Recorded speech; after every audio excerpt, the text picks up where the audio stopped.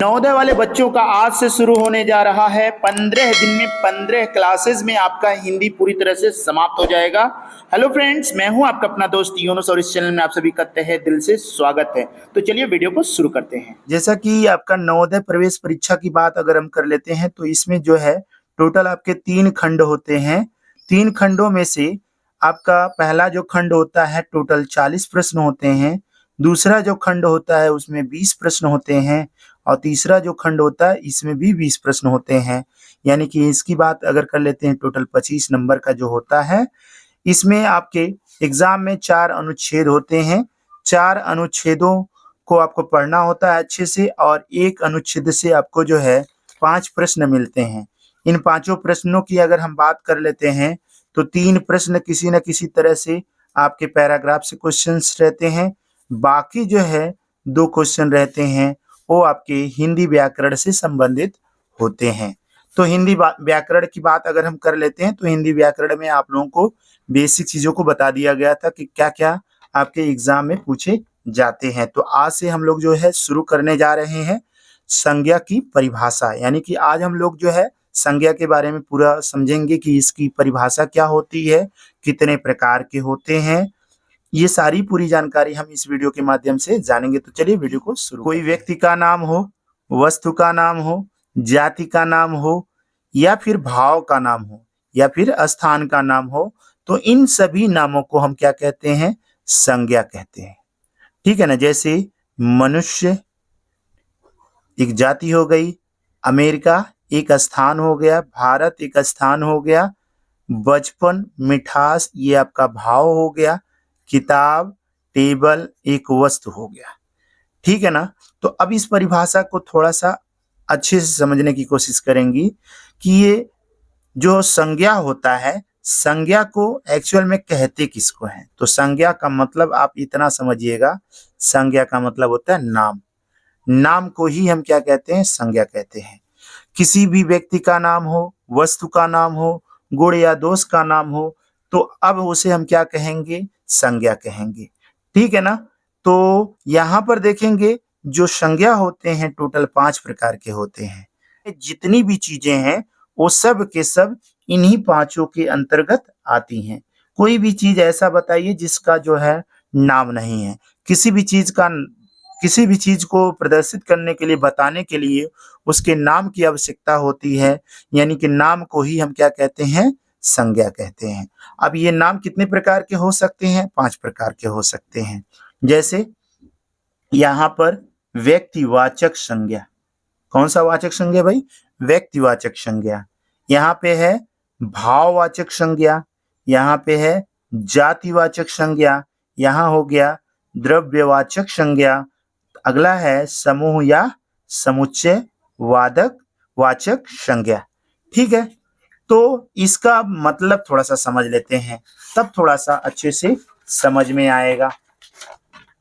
यहां पर देखेंगे व्यक्ति किसको कहते हैं? व्यक्ति मतलब जैसे मान लेते हैं, अगर हम कहते हैं यहां पर राम एक अच्छा लड़का है। राम कैसा लड़का है? अच्छा लड़का है। जो है यहाँ पर किसी न किसी का नाम लिया जा रहा है। ठीक है ना। तो कोई व्यक्ति है, उस व्यक्ति का नाम यहाँ पर राम है, तो राम ही क्या कहलाएगा? व्यक्तिवाचक संज्ञा कहलाएगा।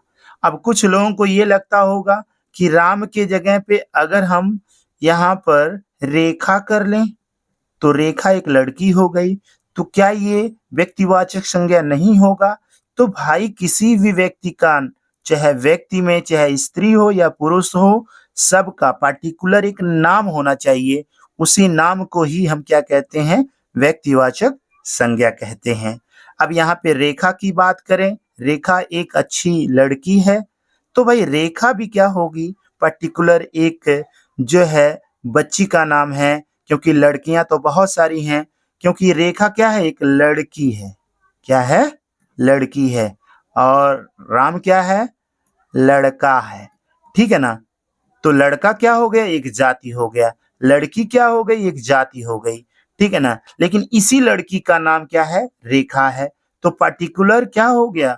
उस लड़की का जब नाम लिया जाएगा तो हमारा व्यक्तिवाचक संज्ञा होगा।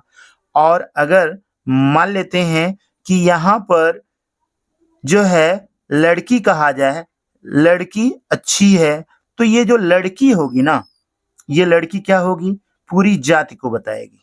किसको बताएगी, पूरी जाति को। यानी लड़कियों का नाम लिया जाए, लड़की कोई भी लड़की की बात अगर हम कर लेते हैं तो सारी लड़कियां जो होंगी किस में आएंगी, जातिवाचक संज्ञा में आएंगी।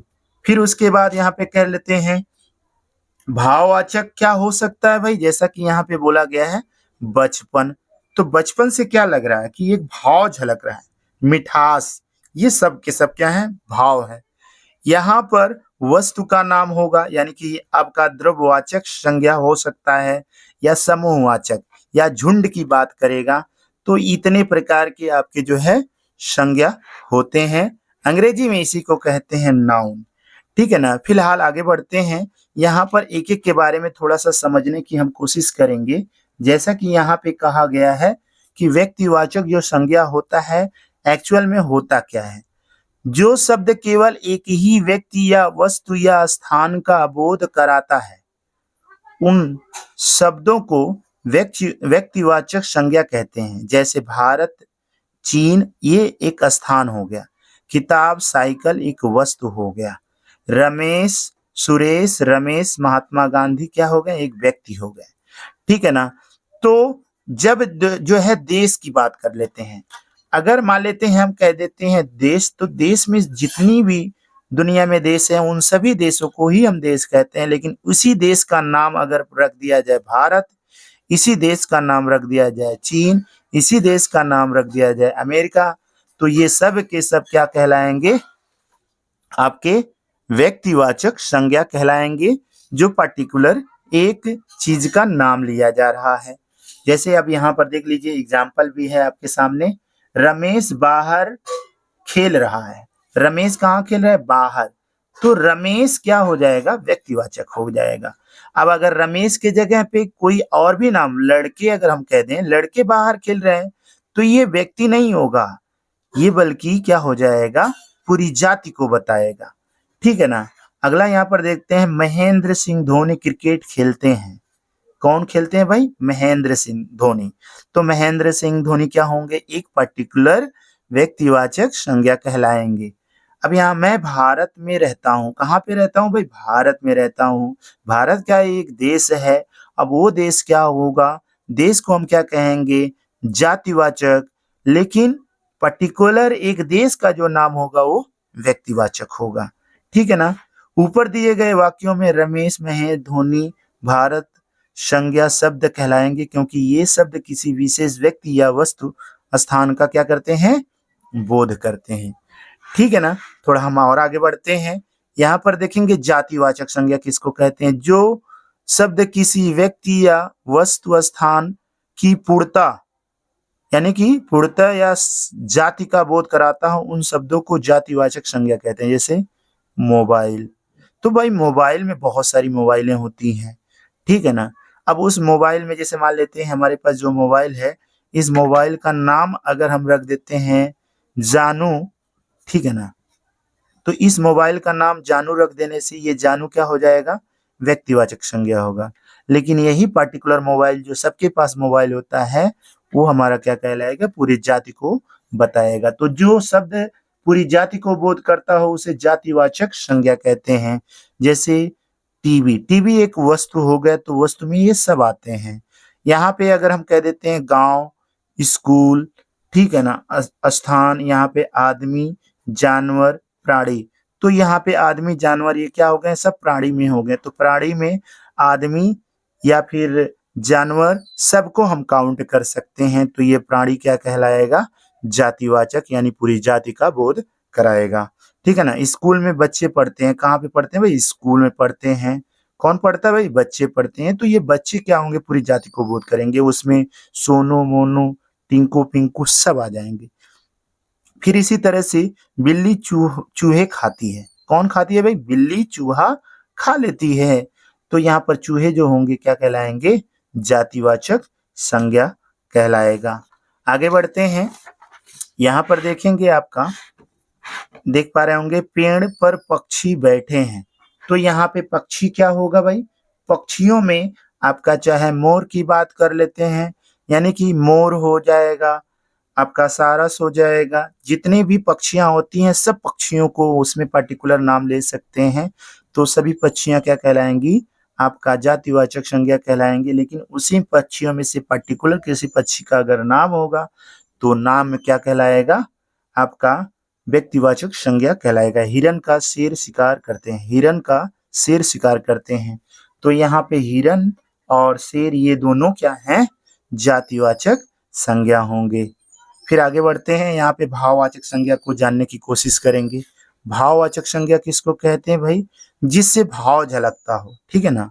जिससे क्या झलकता हो? भाव झलकता हो। इसमें जो है आंतरिक हृदय में एक जो है भावनाएं ये जागृत होती हैं और इसको हम सिर्फ और सिर्फ महसूस कर सकते हैं, ठीक है ना।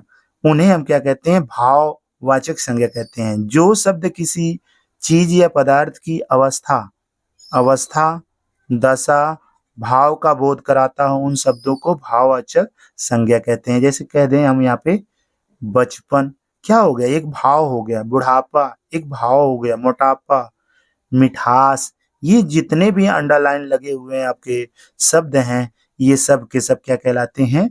भाववाचक संज्ञा कहलाते हैं।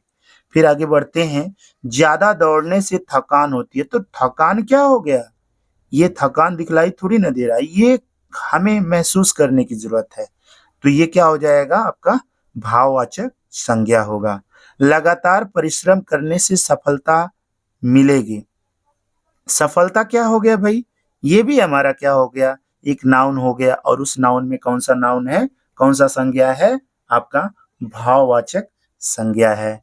इसी तरह से अगर हम कहें तुम्हारी आवाज में बहुत मिठास है, तो मिठास हमारा क्या हो जाएगा? भाववाचक संज्ञा होगा। अब यहाँ पर थोड़ा सा और देख लेते हैं। ये आपका चौथा जो है भाग है या फिर चौथा आपका मॉडल है। क्या रहा? द्रववाचक द्रव्यवाचक संज्ञा। द्रव्य मतलब होता है वस्तु, ठीक है ना। जिसमें सभी वस्तुओं का जो है बोध कराया जाए, उन सभी शब्दों को हम क्या कहते हैं? द्रव्यवाचक संज्ञा कहते हैं। तो यहाँ पर देखेंगे, जो शब्द किसी धातु मतलब किसी धातु का द्रव्य का बोध कराता हो उसे द्रव्यवाचक संज्ञा कहते हैं। जैसे कोयला, पानी, तेल, घी इसेट्रा, ये जितने भी हैं ये सब के सब क्या हैं? द्रव्यवाचक संज्ञा हैं, ठीक है ना। ऐसे सिंपल हम समझ सकते हैं। जैसे मान लेते हैं, अगर हम कहें एक अंगूठी है, एक अंगूठी है, इस अंगूठी को हम पहनते हैं, तो ये अंगूठी क्या कहलाएगा? ये कहलाएगा जातिवाचक संज्ञा, ठीक है ना। चलो, इस जाति का हम नाम रख दिए नूरा, इस अंगूठी का नाम रख दिए नूरा। तो इस का नाम रख दिए नूरा, तो नूरा क्या हो जाएगा हमारा? क्या हो जाएगा? व्यक्तिवाचक संज्ञा कहलाएगा। फिर उसके बाद अगर हम कह दें नूरा, यानी कि ये अंगूठी अभी जो है अंगूठी में बहुत मिठास है, या फिर मतलब ये शब्द अगर हम उसमें डाल देते हैं, अंगूठी क्या है? बचपन में है, या फिर अंगूठी बुढ़ापा में है, या अंगूठी का मोटापा ज्यादा है, यानी कि इन शब्दों को डालकर अगर उसका प्रयोग करते हैं तो यही अंगूठी हमारा क्या कहलाएगा? आपका भाववाचक संज्ञा कहलाएगा। लेकिन ये अंगूठी किससे बना हुआ है? सोना से बना हुआ है, ठीक है ना। ये अंगूठी किससे बना है? चांदी से बना है। तो सोना, चांदी, ये सब का सब धातु क्या कहलाता है? द्रव्यवाचक संज्ञा कहलाता है, ठीक है ना। तो हम एक एग्जाम्पल लेकर आपको पांचों चारों समझाने की कोशिश कर रहे हैं। अगर मान लेते हैं बहुत सारी अंगूठियां हैं, तो बहुत सारी अंगूठियां होने की वजह से वो क्या कहलाएगा? समुदायवाचक संज्ञा या समूह बोधक संज्ञा, ठीक है ना। तो जिसमें समूह का बोध हो, जिसमें एक ग्रुप की बात करे, तो जब ग्रुप की बात करेगा तो आपका समूहवाचक संज्ञा कहलाता है। तो जैसा कि यहाँ पर देखेंगे, परिभाषा को समझेंगे, जिन शब्दों से किसी व्यक्ति या वस्तु के समूह का बोध होता है उन शब्दों को समूहवाचक या समुदायवाचक संज्ञा कहते हैं। जैसे भीड़, भीड़ क्या होता है? भीड़ में बहुत सारे लोग होते हैं तो कहीं ना कहीं एक समुदाय बनता है या समुच्चय बनता है। पुस्तकालय, पुस्तकालय में बहुत सारी पुस्तकें होती हैं। झुंड, सेना, तो ये सब के सब क्या बताते हैं? एक समुदाय को बताते हैं या एक समुच्चय को बताते हैं। तो ये सब के सब क्या कहलाएंगे? समूह वाचक या समूह बोधक संज्ञा कहते